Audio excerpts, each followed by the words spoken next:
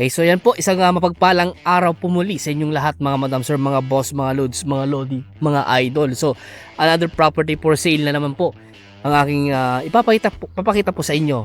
Andito naman po kami ngayon sa bayan po ng Umingan, lalawigan po ng Pangasinan, at dinaanan po namin itong property na ito para maipakita po sa inyo.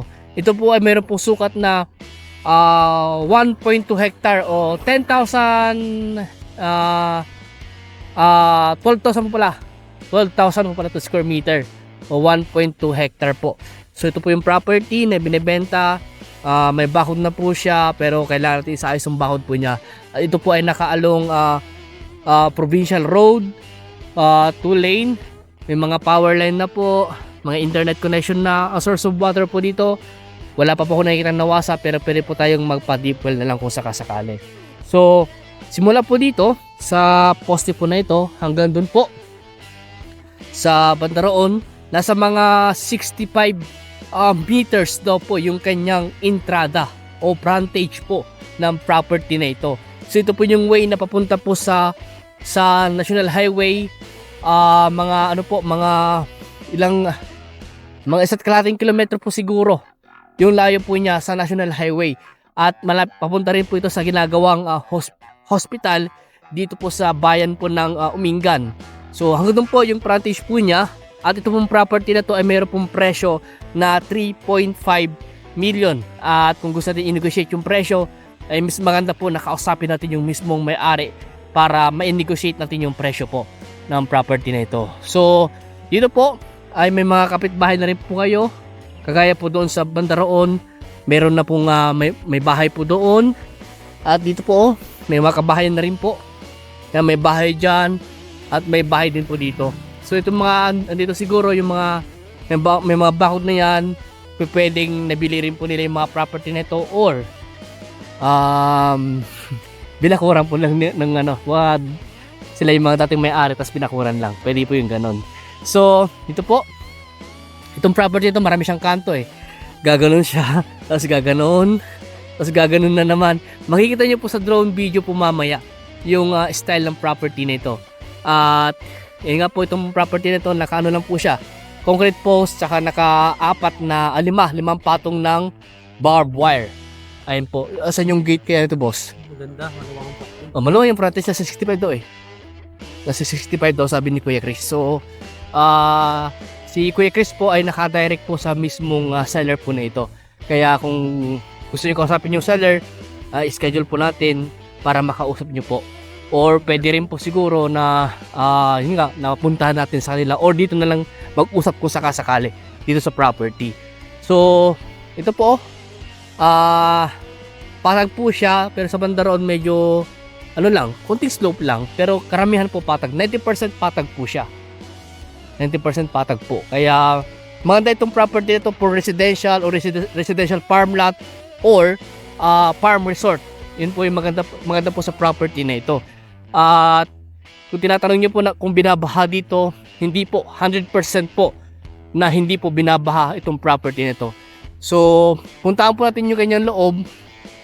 Kahit dito nga po sa kalsada pa lang, kitang-kita mo na yung kabuuan ng property na ito. Ayan. So dito rin po may makabahay rin po dito. Makabahay na rin po yan. Malapit lang po ito sa school. Mga ilang metro lang po ang layo niya sa barangay hall. Mga ilang metro lang din po ang layo niya. Mayroon pong cell site doon. At ang maganda rin po dito, meron po kayong mountain view sa part na ito. Hindi na po makita ngayon dahil tirik na yung araw tsaka maulap. Kaya hindi natin makita. So pasukin po natin itong property na ito. Dadaan po kami dito sa butas ng Karayon. Ayan. So ito po, mas mataas nga lang po yung kalsada, pero ang maganda po ito, medyo pa slope po siya, hindi yung baba agad. Kaya pwede tayo gumawa ng ramp dyan, babaan ng sasakyan nyo po kung sakasakali. Ayan po. So ito po ay bukid po siya, pero hindi na po tinamnan ng may-ari dahil binibenta na po. Kaya kung kayo po makakabili, nasa sa inyo po yan kung gusto nyo tamnan ng palay or tamnan ng iba-ibang mga fruit bearing, or gawin yung resort, or gawin nyo pong residential. Nasa sa inyo po yan, o residential farm lot. Nakadepende po sa inyo yan kung ano po yung development sa property na ito. At ang ano man naman po namin, kung kailangan nyo ng mga tao na magde-develop sa property ninyo, ay pwede naman po kami mag-recommend ng mga tao. At kung gusto nyo ayun nga po, kailangan po isaayos yung kanyang bakod.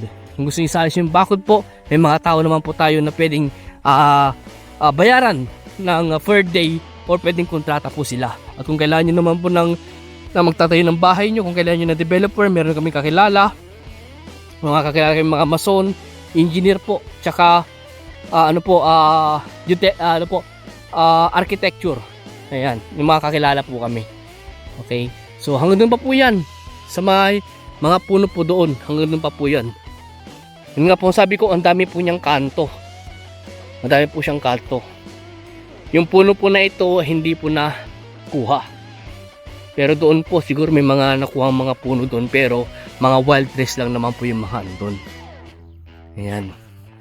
So 1.2 hectare na may presyo po 3.5 million along Provincial Road, 2 lane, malapit sa National Highway, malapit sa hospital, malapit po sa town proper, at ganun din po sa T-Plex exit po sa may Rosales, Bilases exit na sa mga wala pang 20 minutes driving, siguro sa mga 15 o 10 to 15 minutes po driving estimate po. Sa Maynila siguro mga 3 oras po ang biyahe po natin.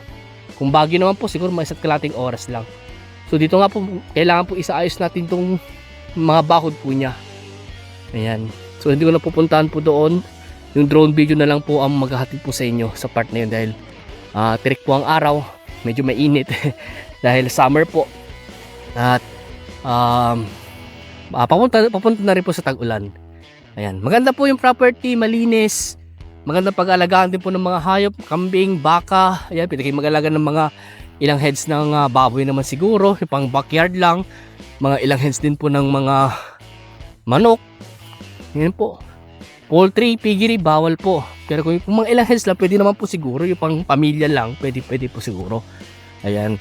At mga kambing, kaya po ito, may mga kambing po dito. Siguro kambing ng mga kapitbahay po yan.